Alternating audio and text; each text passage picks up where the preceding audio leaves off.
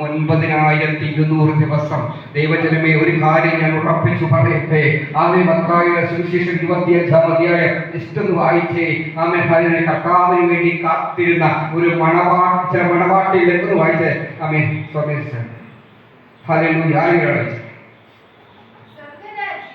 സ്വർഗരാജ്യം മണവാളനെ എതിരേൽപ്പാൻ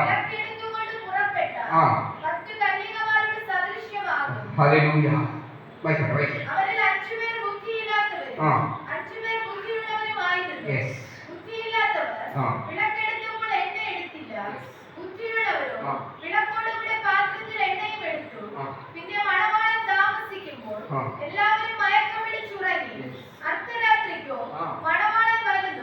അവനെ എതിരേൽപ്പാൻ പുറപ്പെടുവിനെന്ന് ആർപ്പുവിളി ഉണ്ടായി.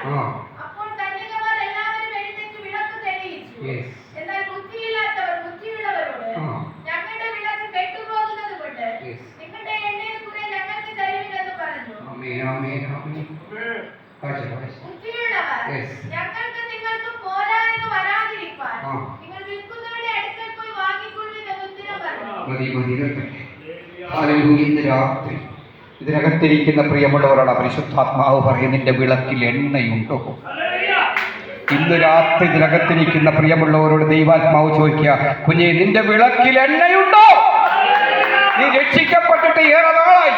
നീ ജനിച്ചത് യേശു ക്രിസ്തുവിന്റെ കുടുംബത്തിനാ. നിന്റെ പേരെന്താ? വെളിപാട് പുസ്തകം 3-ാം അധ്യായം 2-ാമത്തെ വാക്യം വായിച്ചാട്ടെ. സമയത്തിന്റെ പരിശുദ്ധാത്മാവിന്റെ ഹൃദയത്തിൽ തോന്നുകയാ. അവൻ വായിച്ച വാക്യത്തിലേക്ക് മടങ്ങി വരേണ്ടതുകൊണ്ട് വായിച്ചാട്ടെ. ആമേൻ, സ്തോത്രം, ഹല്ലേലൂയ. വെളിപാട് പുസ്തകം 3-ാം അധ്യായം 1 മുതലുള്ള വാക്യം.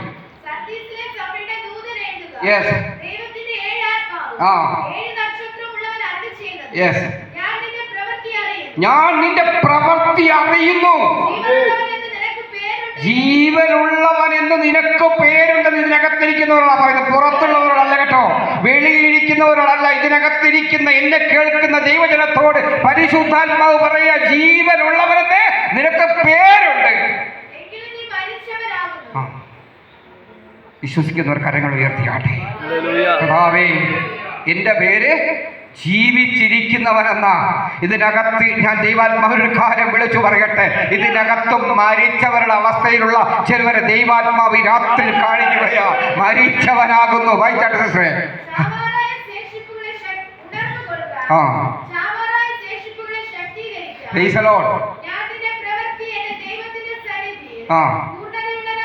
കണ്ടില്ല. ആകയാൽ നീ പ്രാപിക്കുകയും കേൾക്കുകയും ചെയ്തത് എങ്ങനെയെന്നോർത്ത് അത് കാത്തുകൊള്ളുകയും മാനസാന്തരപ്പെടുകയും ചെയ്യുക.